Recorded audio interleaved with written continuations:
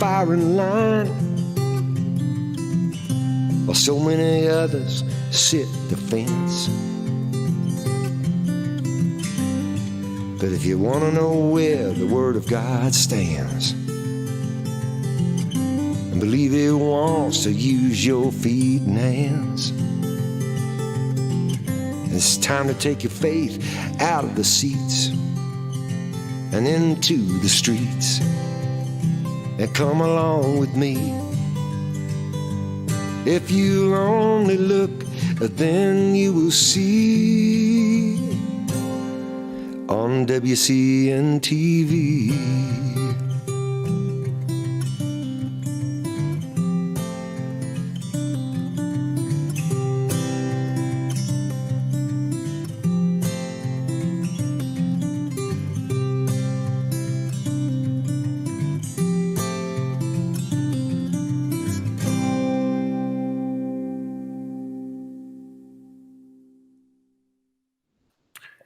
Well, hello and welcome again to WCN-TV for today, Wednesday, May 26, 2021.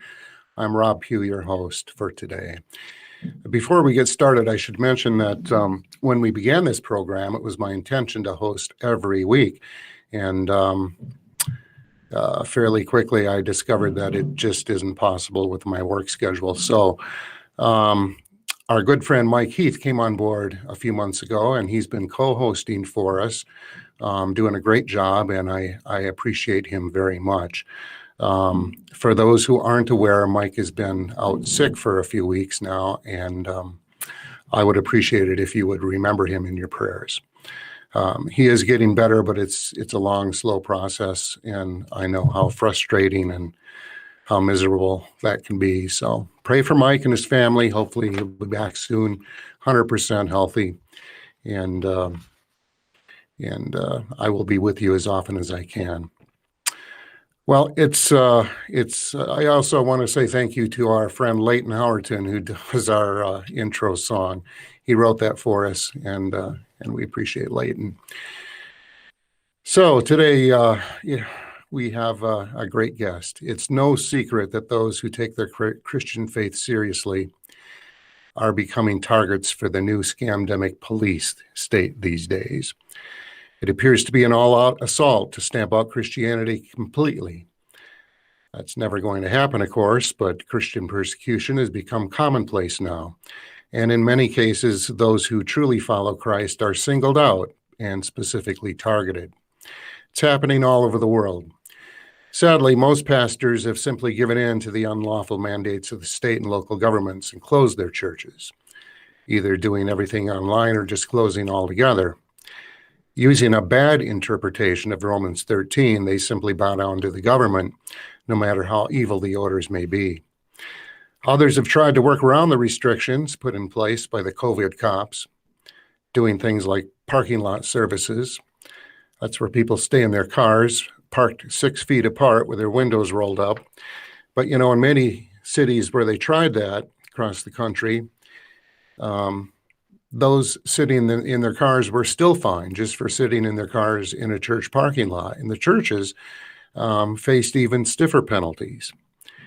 Interestingly, I don't see any crackdowns taking place at mosques. I've yet to see police hand out any citations to Muslims who still continue to gather freely. So anyway, now for the most part, churches here in America are somewhat back to normal, or at least what they consider their new normal. They're not forced to remain closed any longer in most places. They've gotten some of their freedoms back from the almighty state, but most are still doing as they're told. There's no doubt that most pastors will continue to comply with government crackdowns because, sadly, most pastors are cowards. Sorry to say that, but it's true. In my area, as far as I know, there's no longer any restrictions on churches, but there are many that will still only allow a small percentage of their capacity to attend any particular service in person. People have to take turns. They have to sign up in advance in order to go to church and be there in person. And the church carefully monitors how many people are attending each service and who these people are. So they're helping the government with their contact tracing. One church that I drive past just about every day is still closed. They're still online only, 15 months after 2 weeks to flatten the curve. But today on our program, we are blessed to have one of those rare, courageous pastors with us. There are a few out there, and they're definitely in the minority. Those that have defied unlawful orders and refused to stop preaching. Our guest today is Pastor Art Pawlowski from the Street Church in Calgary, Alberta, Canada. As many of you are probably aware, Pastor Art made international news when he courageously stood up against the police and health officials who tried to shut down his church service on Easter. He and his brother were later arrested in the middle of a busy highway. You may have seen videos of those events. If you haven't, you will today. So Pastor Art, welcome to WCN-TV. Thanks for joining us. I appreciate you taking the time out and being here with us. Well, thank you very much for having me in. You know, kind of an interesting story. Back when Bill Clinton was in the White House, I really didn't think things could get any worse in America. My wife and I were semi-seriously considering moving to Canada at that time. But Canada has been one of the most proactive in their persecution of Christians. It seems like they go out of their way to make an example of any Christian who dares defy the government there. A few years ago, a friend of mine, I don't know, Pastor, if you know who Peter LaBarbera is. Are you familiar with Peter? No. Okay. Well, he heads up an organization called Americans for Truth about homosexuality. And he was invited by a church in Canada. This is probably 6 or 8 years ago now. He was invited to come up and speak there. And the minute he got off the airplane, he was arrested. And he was arrested for hate speech. Before he even said a single word to anybody, Canada arrested him for hate speech. So, like I said, that's been probably 8 years ago now. But things have gotten a lot worse since then, haven't they? Yes. Actually, they passed a law last May during this, I don't know how to call it, this biggest lie that we have seen in decades coming from the government and the mainstream media. They passed a law that talking to a homosexual, even if that homosexual comes to you and seeks help, if you talk to them biblically, if you try to help him, you will be punished with a $10,000 ticket. So you have two adults, you have mutual consent. One adult is coming to another one and says, I have a problem, I need your help. Can you talk to me? Can you pray with me? If I do it, then I will be charged with $10,000 ticket. So Canada is an anti-Christian, evil society that parades its sin on the streets of our cities, murders innocent children, and persecutes Christians, just like you said, 2 days after our arrest for inciting people to come to church, for preaching at the church against the orders of the totalitarian government, because Canada doesn't have democracy anymore. We have a dictatorship right now. I was with my brother David arrested, and 2 days after that, Imam invited Muslims to come to Islamic Center here in the city of Calgary. I posted the videos on my YouTube channel where thousands of Muslims came together, no physical distancing, breaking every law that the government said I did and my brother David, and we were arrested for it. No tickets, no police presence. Police was outside of the perimeter, just monitoring. No AHS ticketing, no bylaws, no imams arrested. I mean, this is only reserved right now in this dictatorship to the Christians. Anyone else can do whatever they want. Antifa can roam the streets. BLM, the police takes their knees for the BLM and for the Muslims. However, Christians and Christian pastors right now are being targeted on a regular basis. Just this Sunday at our church, where we're feeding the homeless people, the police was monitoring a big, large gathering of the Muslims. They were chanting stuff against the Israelites, and no physical distancing. Of course, they've broken the law, and then they didn't harass or intimidated or ticketed them. They came to our side because that was the same area, and they have given another court order to my associate pastor. So there is no question about right now, there is one law for them and one law for us. Christians are officially being targeted and persecuted in Canada. That's an official attack from every level of the government, from the federal, provincial, and municipal. Let me add that the mayor of the city of Calgary is a Muslim homosexual himself, Naheed Nenshi, and he on public stated many times that pastors, we are white supremacists, we are racist, we are white nationalists, and we are to be destroyed. The premier of Alberta, he said, when we were arrested with my brother David, he said publicly to the mainstream media, he said, I will crush Pawlowskis. So that's the premier of the province of Alberta comes out in the public and he says, I will crush Pawlowskis. Excuse me, why he wants to crush us? I feed thousands of people, his people, that he should be feeding. I don't charge a penny from the government. It's free. Taxpayers don't have to pay anything. We're doing this as volunteers. I dare to open the church service for adults that are willing to come freely. They don't have to. No one is forcing them to come.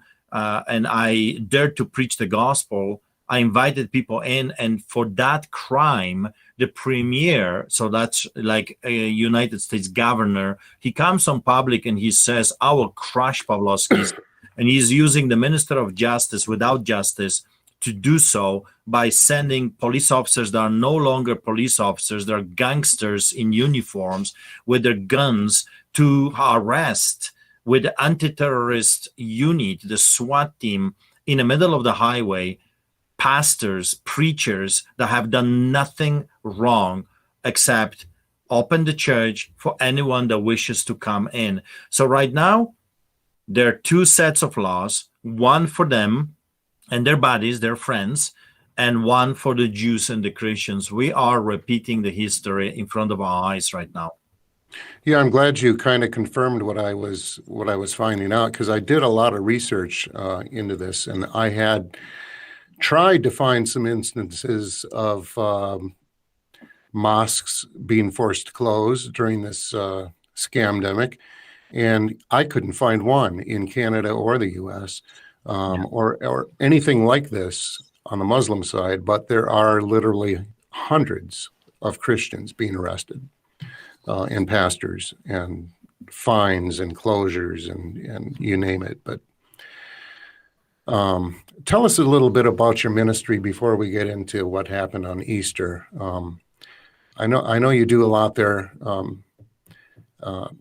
From your website, I learned that 4 times a week you preach the gospel at the steps of City Hall. You feed thousands of homeless people every week. And you also have a physical building, a church building, correct?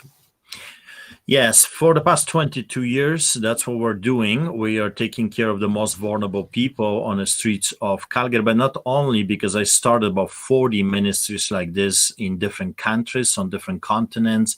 We started churches in Africa. We ministered in Barbados, Belize. The notion that we are racist and white supremacists is such a big fat lie. I think they started to use that during the President Trump's administration.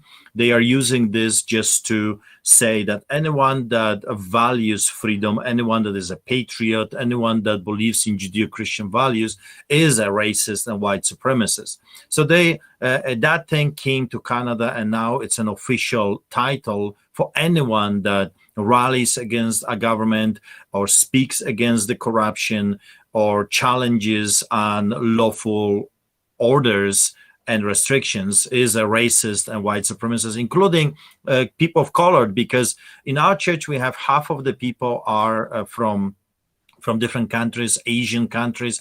We have Chinese, we have Jamaicans, we got Africans, we got Native Americans. I mean, our church is a beautiful pot of every color, every tradition from around the world. And of course, on the streets, when we feed the poor, half of the people that we take care of are Native Americans, so Reds, if you will. And but that's what the politicians and the mainstream media are using.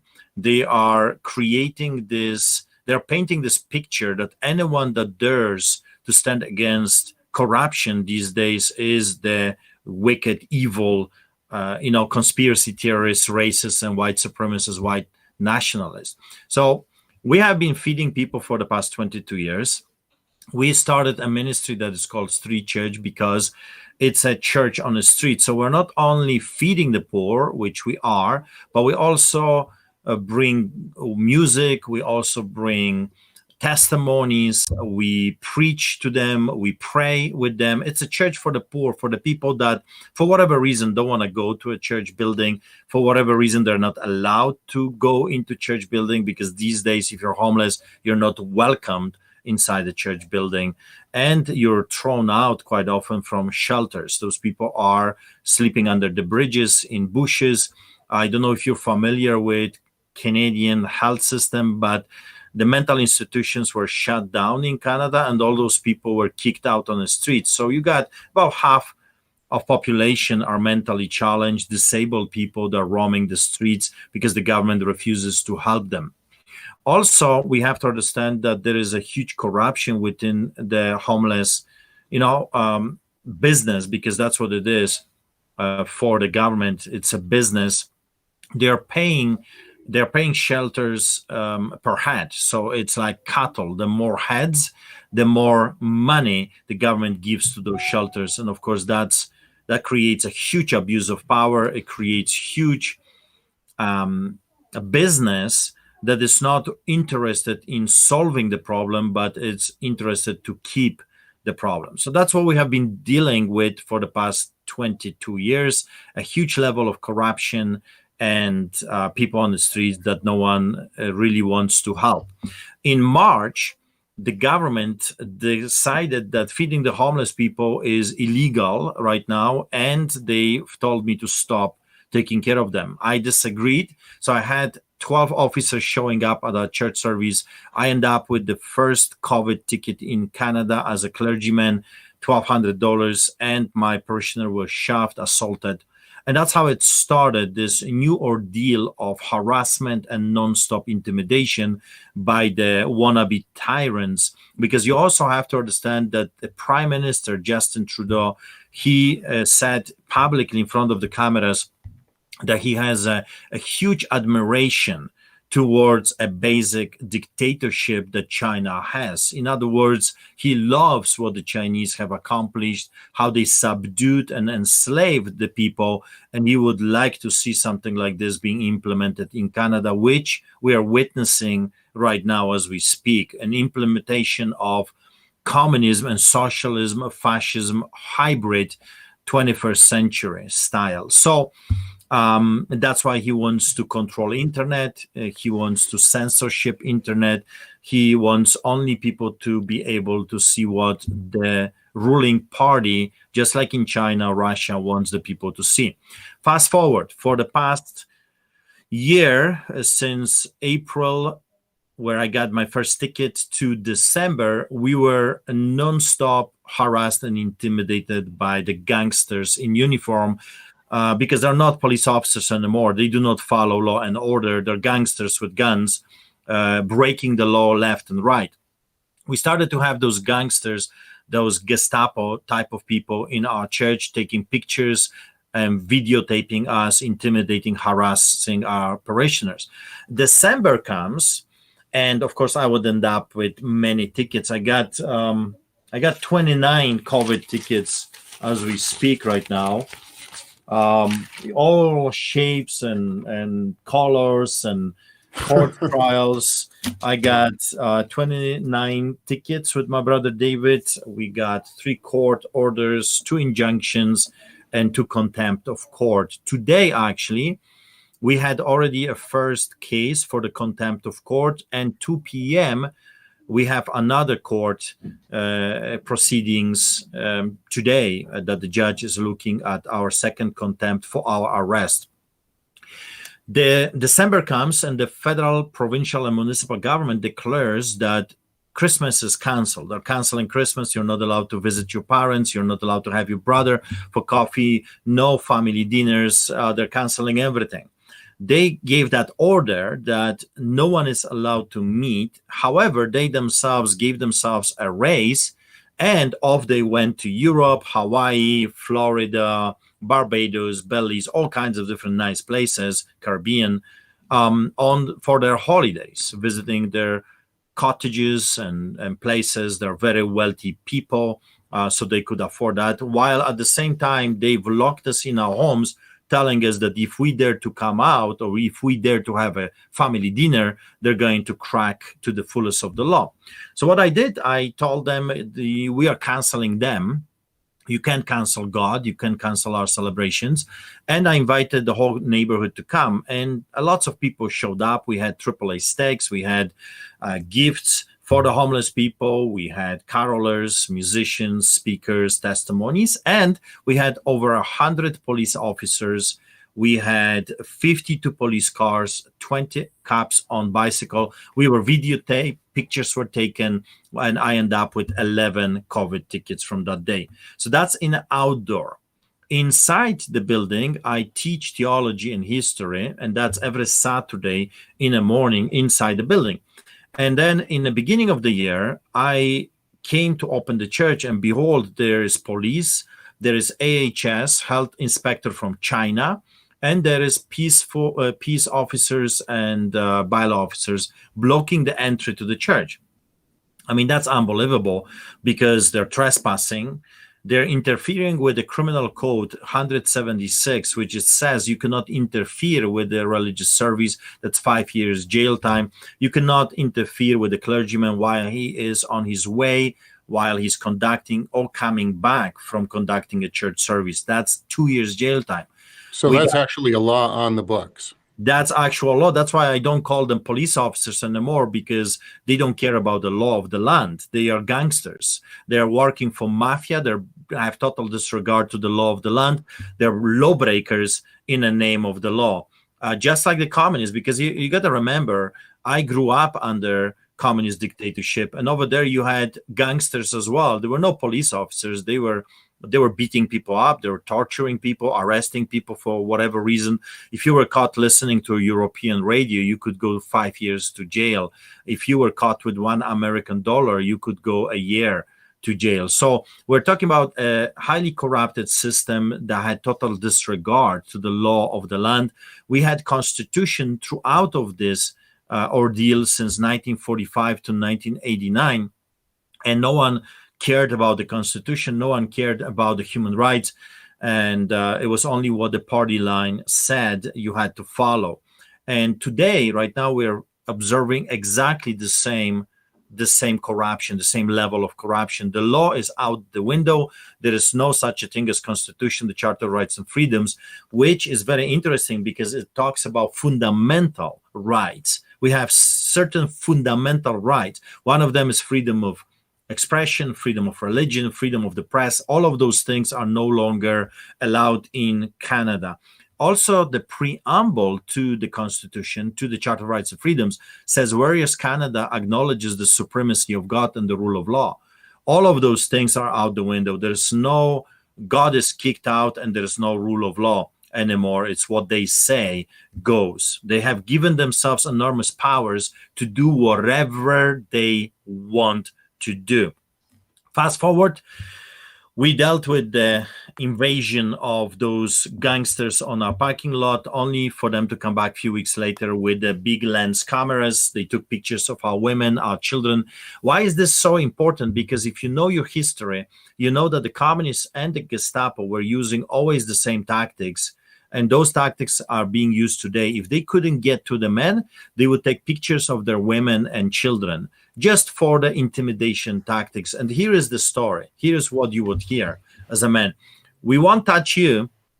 okay, because you think you're a tough guy and we tortured you before and it seems you're not cracking, but we will rape your wife. Here are the pictures. We know where your children go to school. We go after your family. We're going to go after your wife, your mothers, and your children. And that's exactly what we're seeing right now in Canada being unfolded.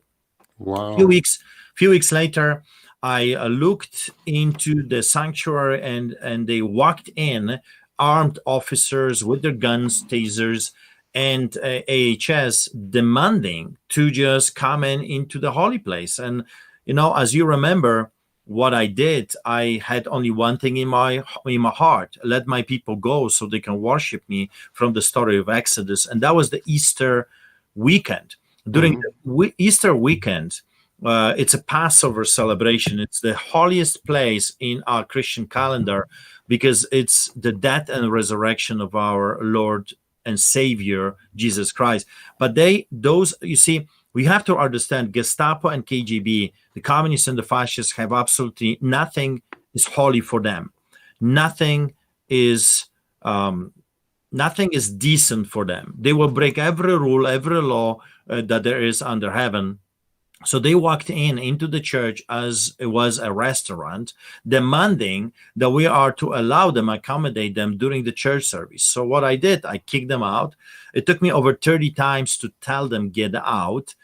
People were about to come into the church. I would not have those wannabe tyrants, those Gestapo wannabe people to intimidate, harass our parishioners while they are praying and crying to God and worshiping. I mean, that's unacceptable, and it's illegal for them to do this. It's illegal. Well, however, let's show the people the video. For those who haven't seen it, I doubt that there are any that haven't seen it. It's probably one of the most watched videos since it took place. But if you haven't seen it, this is what a courageous pastor looks like. Let's take a look at that video. It's about 2 minutes.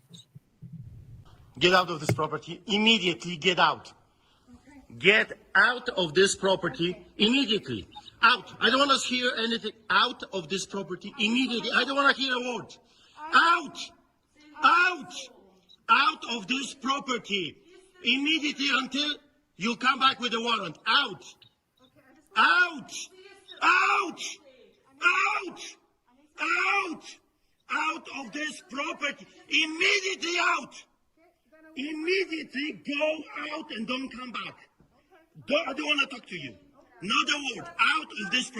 Out of this property immediately. Out. I don't care what you have to say. Out. Out. Out of this property, you Nazis. Out. Out. Gestapo is not allowed here. Immediately, Gestapo is not allowed. Out! Do you understand English? Get out of this property. Go. So go. Go. And don't come back without a warrant. Out, Nazi. Out. Out. You understand? Nazis are not welcome here. Out. And don't come back without a warrant.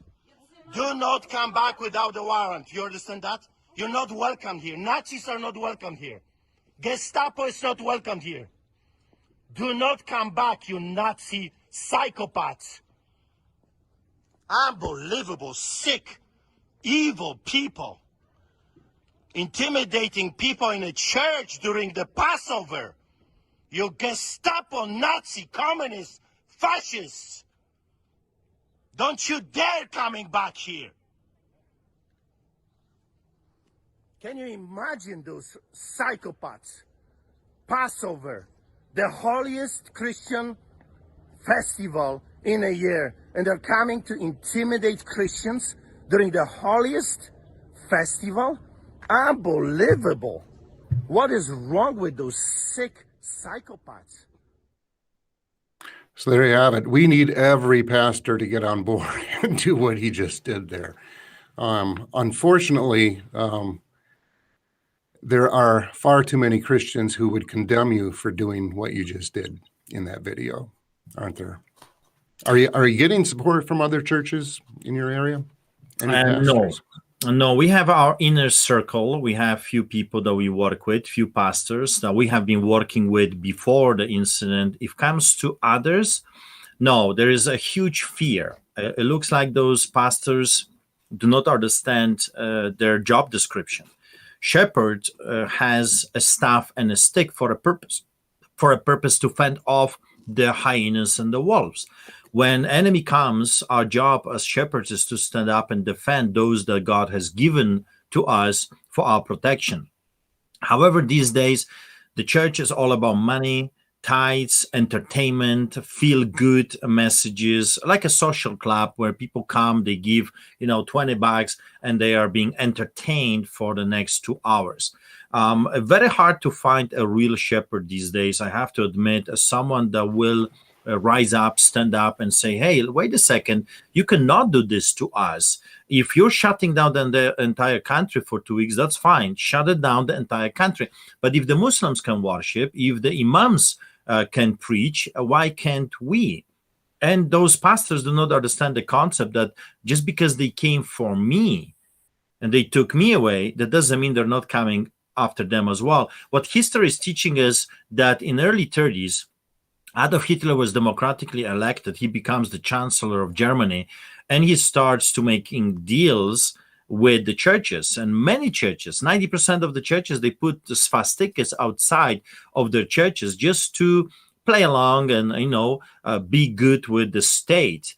And we know how that story ended. In the end of the day, if you have a tyrant ruling over you, he's going to come back for you as well. It's just a matter of when, not if. And I warned them many times. They came for me today. Be sure of it. They will come for you as well. And that's a warning for the Americans. Don't you think that just because this is happening here, it cannot happen in United States of America? It will. If you will not rise up, stand up as unified body, just like the Poles did in 1981, during the Solidarity movement, when the Polish people had enough of slavery and they took it to the streets by the millions, it was over for the communists. Communist totalitarian regime collapsed because people said, we're not going to cooperate. They did it peacefully. They didn't shoot the police. They didn't shoot the soldiers, but they refused to work. They refused to cooperate. It was a peaceful non-compliance, Martin Luther King Jr. style, Mahatma Gandhi style, and the whole thing collapsed. We need to do the same thing. We have to stop cooperating with those wannabe tyrants, or else they're going to steal everything away from us. And that's just the reality of the situation. Those people left.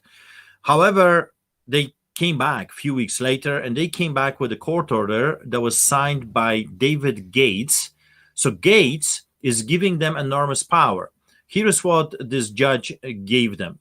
He says they can come anytime they want, any day of the week, with whomever they want. And if I will dare to oppose them, they can arrest me by the use of force they deemed necessary, and they can arrest me anywhere they want without the warrant. So now the judge Gates is giving them power to do with me whatever those villains want to do. And if I will dare to oppose, I will be found in contempt of court order and thrown in jail. So they came back a few weeks later, and they presented me with this document. I tried to read it. However, she kept interrupting me. So finally, the story ends when I told them, contact my lawyer, let the lawyers figure this thing out. And I went back to officiate the church service. They came back half hour later, and they were stopped by our assistant pastors. Eventually, he told them, you are not allowed to do this. We are protected under the Criminal Code of Canada, which they don't care. But they left. They left only to come back few weeks later with another court. And let me just add something to you. Both of those court orders were done secretly. What I mean by this, they were done ex parte. That means we were not notified. We didn't know that they're going to courts. We didn't know, we were not notified that there is a court proceeding against us. And they managed to get judges to allow them to do with us whatever they want. They came back a few weeks later with a SWAT team, anti-terrorist group, and they opened the church, and I was told that the Gestapo is here, so I expected them to arrest me at the pulpit. However, they did not enter the church building. They dropped something on the ground, and then they left. They left I was told the Gestapo left, so I said, okay, let's just proceed with the church service and praise God. People left home after we prayed, and then I was on the way with my brother David and a friend of ours, Dave Hughes, on the way to be dropped at my place, my house. And in the middle of the busy highway, they stopped us, and I was informed that I'm under arrest, and my brother David is under arrest. And behold, why? They said that we have broken a court order. A court order that was never given to us, was never presented to us, a court order that was dropped on the ground. They left. We had no knowledge of what it says. However, we are now under arrest because we have broken a court order that we didn't know anything about. Well, and I do want to show a video of that, but we need to take just a very short commercial break, shorter than normal. And when we have people in the studio audience, so if any of you would like to ask questions of Pastor Art, be prepared in probably, I think, about a minute and a half here. At the McClario firm, it all starts with family.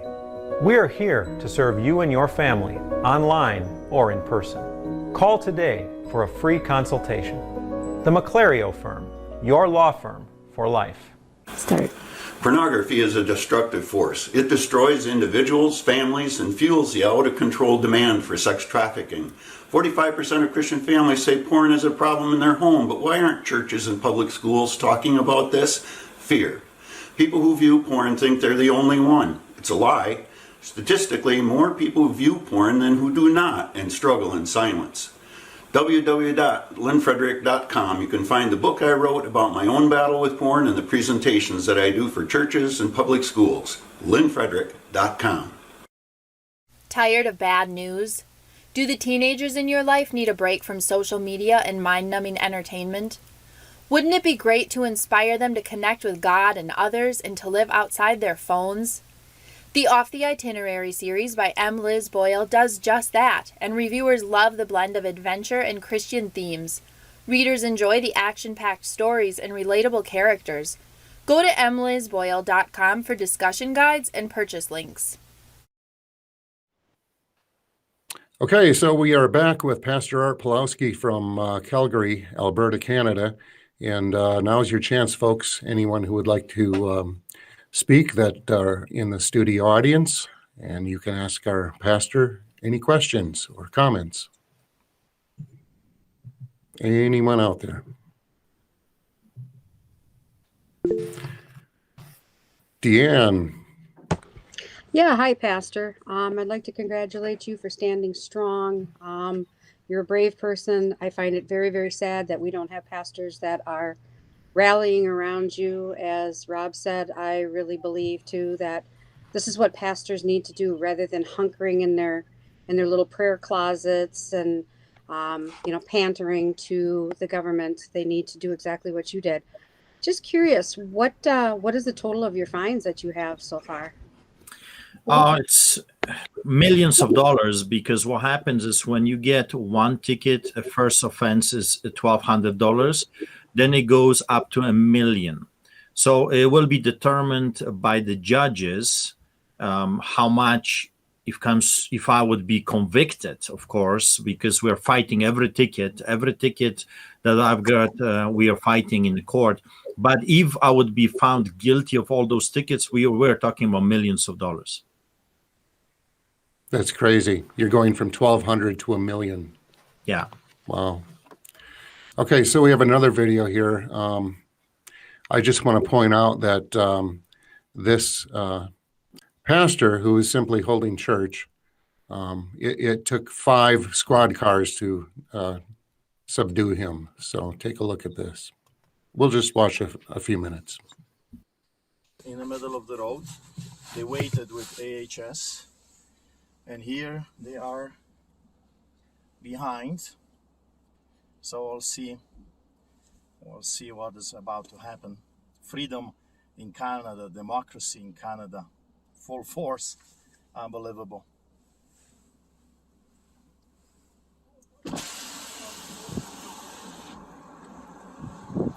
Hello, sir. Gangsters are here.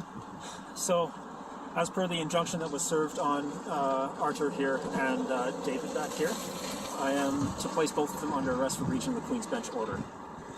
Both of us under arrest. Yes, sir. Would you please step out of the car? What's your name, officer? Andrews, 5244. Okay. So how do you feel being a Nazi now?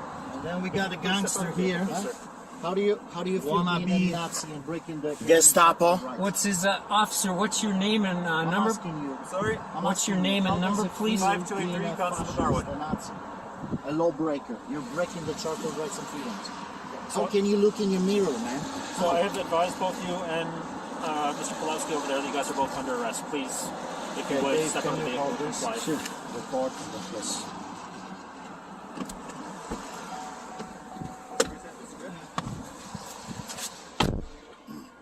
Open the door, man. Whoa! Stop!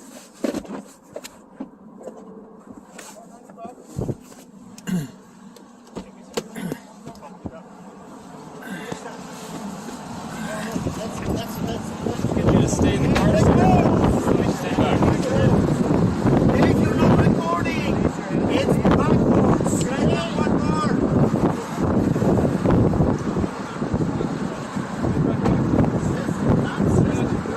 You're nuts. You're nuts. You're Gestapo psychopaths. Gestapo psychopaths you are. Gestapo. What's your name, officer? Do it the Nazi style. Do it the Nazi style. You're good Gestapo, do it the Nazi style. Do it the Nazi style. Do it the Nazi style! Do it! They'll taser me, kill me!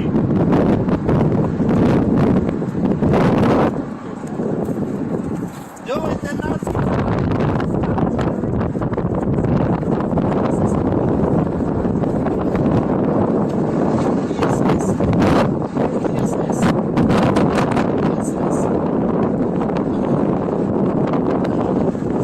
Shame on you guys.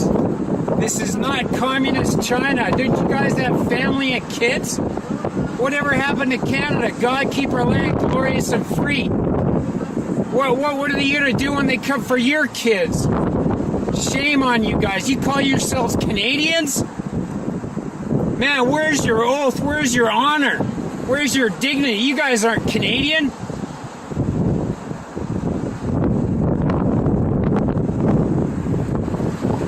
Okay, we better move on, Jared. So, yeah, that's how you treat Christians in Canada, I guess. What happened after that, Pastor? They obviously hauled you off to jail, and what were the next couple of days like for you?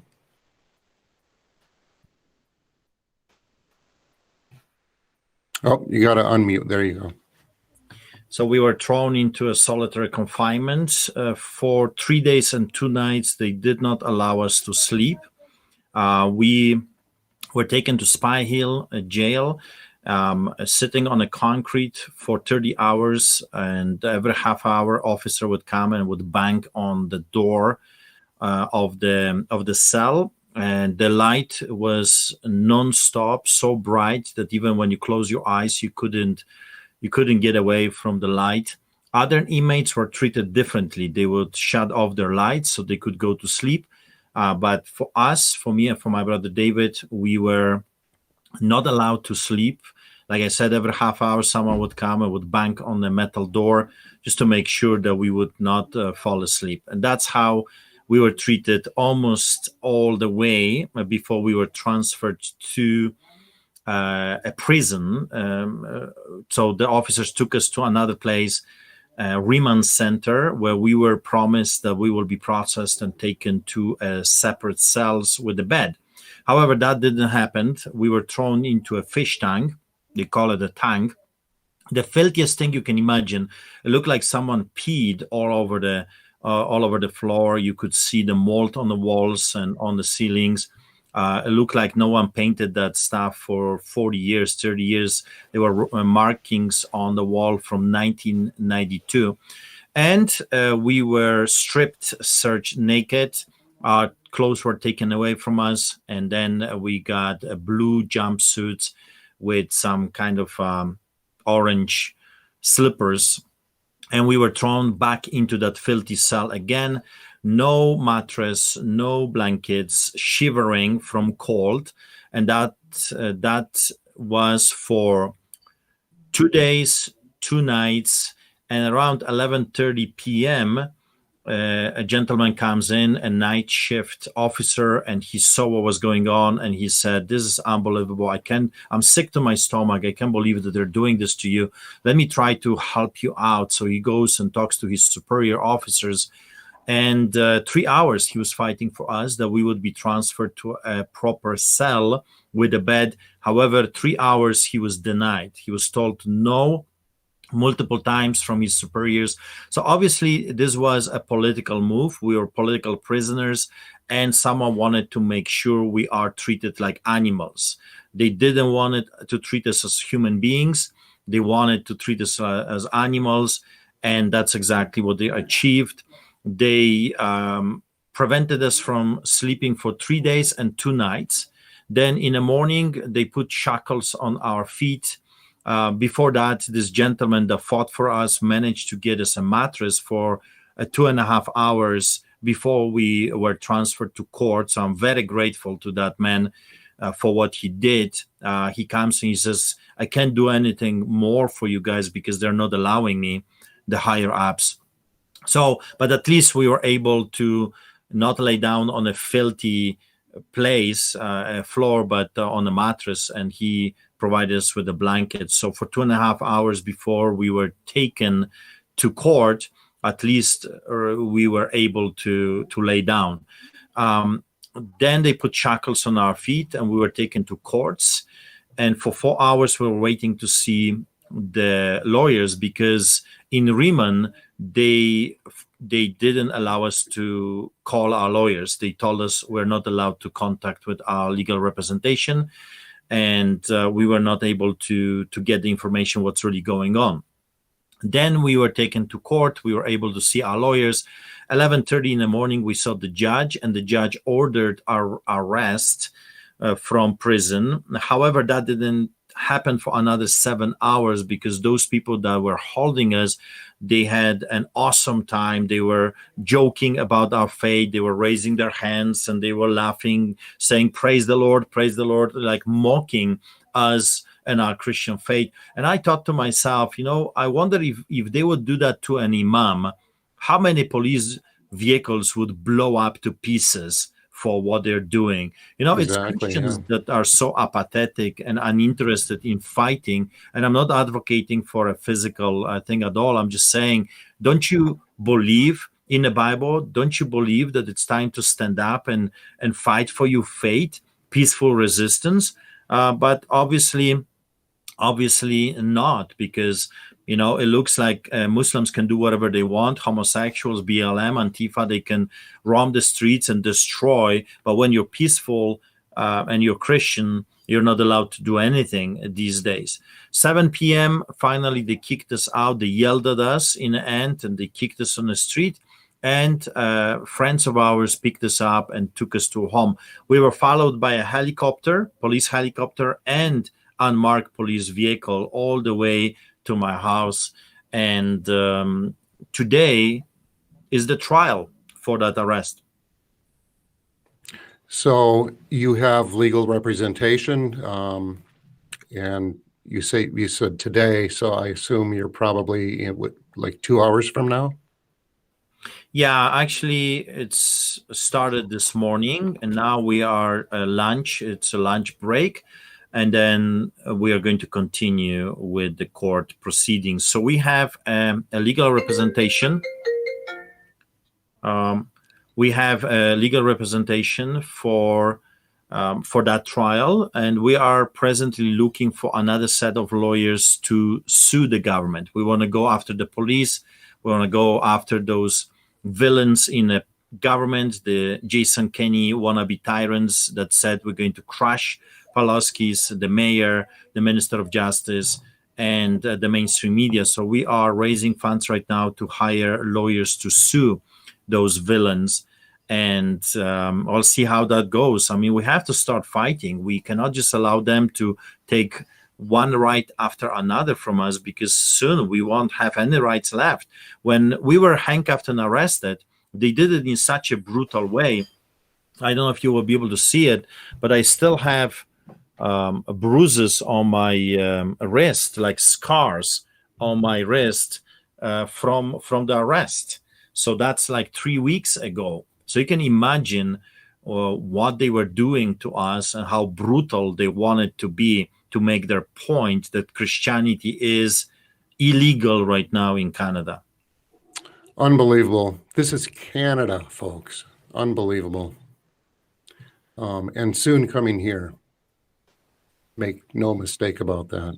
So how can folks help? You need to raise some funds. You need to get some help with the legal team and all of that. How can people be of help? Well, they can e-transfer art, A-R-T, at streetchurch.ca, art, A-R-T, at streetchurch.ca, or visit our website, www.streetchurch.ca. There is a PayPal over there on the right corner if you scroll down, and people can use credit cards. There you go. There's the donate button. So that's what they can do. Let me just mention something.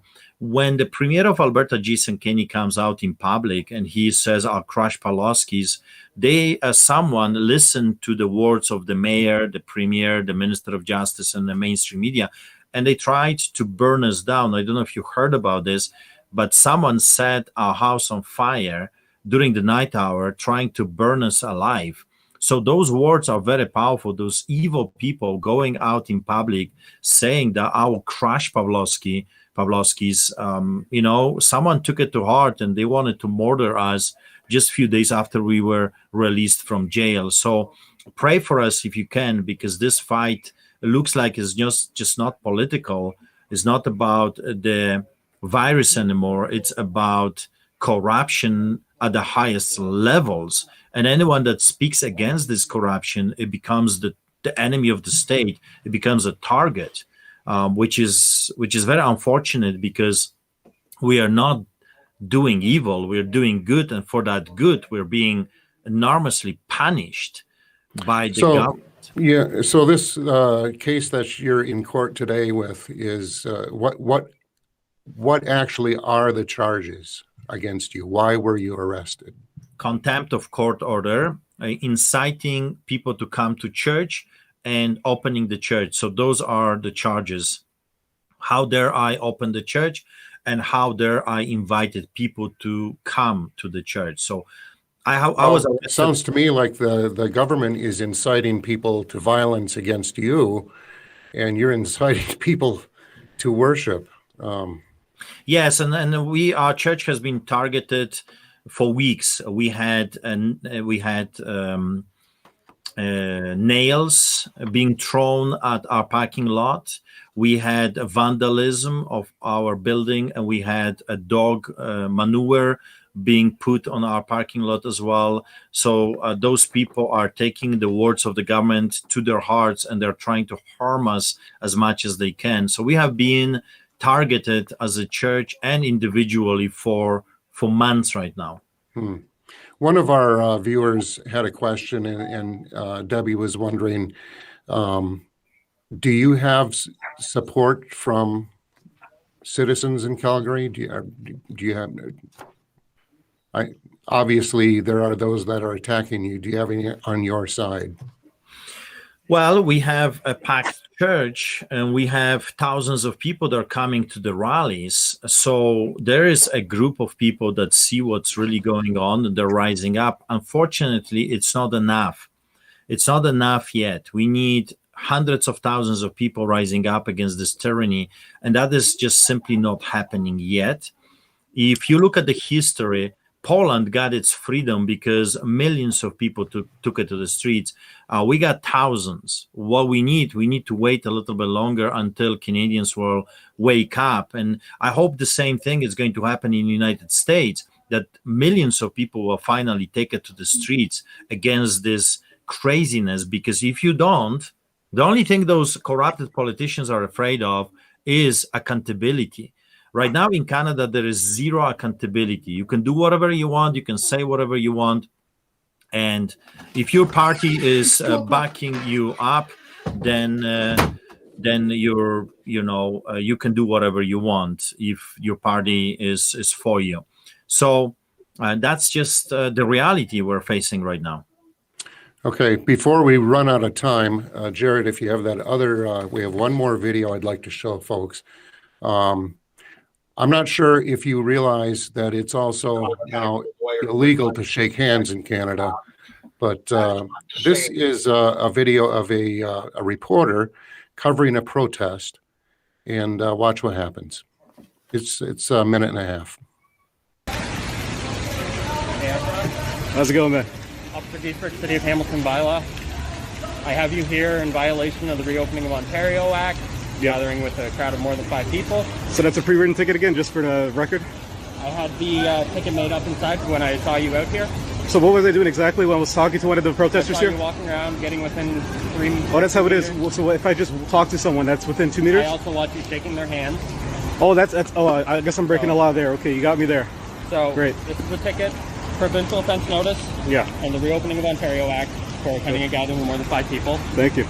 Your options are on the back. Your options are to either pay it, an early resolution with a prosecutor, or you can have your day in court if you choose to. Yeah. You understand your options? I understand my options, man. So there's your provincial offense. Thank you. Now this is an administrative penalty notice. Oh, for what? Hamilton. Yeah. This is for shaking hands with the public. No way. Fail to maintain a distance of at least 2 meters from another person. Section bylaw 2164, section 2.1. Once again, your options are on the back. Voluntary payment, or you have the option to be with an officer, and you can argue. Okay? So that's strictly just for shaking hands with someone? For shaking hands, not maintaining 2 meter distance. Okay, so for the record, can I get your name and badge number? Officer Dietrich, number 370. 370, thanks. Lee, supervisor here. So, Pastor, are people dropping dead in the street from COVID that you can't even shake hands with people? Here's the statistics. In the city of Calgary, we had less hospitalizations in 2020 than in 2018 and 2019. We had a record low in the province of Alberta of ICU admissions since 2015. We have been lied to. They keep lying. And it looks like they are not ashamed of the lie. Look at those officers. They're absolutely not ashamed that they're Nazis right now, that they're Gestapo, that they are enabling totalitarian regime. They're proud of it. I mean, they're doing their job. And that's just like during the Nuremberg trials, those Gestapo, SS, evil, wicked, murderers were saying, oh, we were just following orders. That's it. We're just following orders, and we're not guilty of any crime. We just did our duty. So those officers, when you see how they're reacting, they're proud of what they're doing. They're awesome. It's like, wow, I'm doing my job. I'm feeling so powerful, and I'm a destroyer of democracy, and I'm very proud of it. And that's what I have observed in the past 50 months. Most of those people, they enjoy their new power. They are glad that they can do stuff like this. They don't care about the future of the country.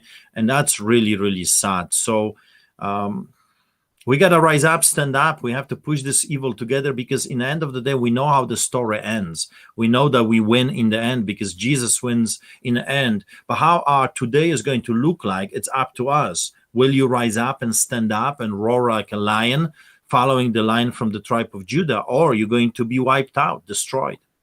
Absolutely, and it has to be right now, folks. I would encourage you all to go to streetchurch.ca and send Pastor Art what you can. Support him. Like he said, we need millions. Canada has gone off the deep end. Just file this show under things you never thought you'd see. For those of you who watch or who follow VCY America, I know that some of you do. I have my program on there twice a week.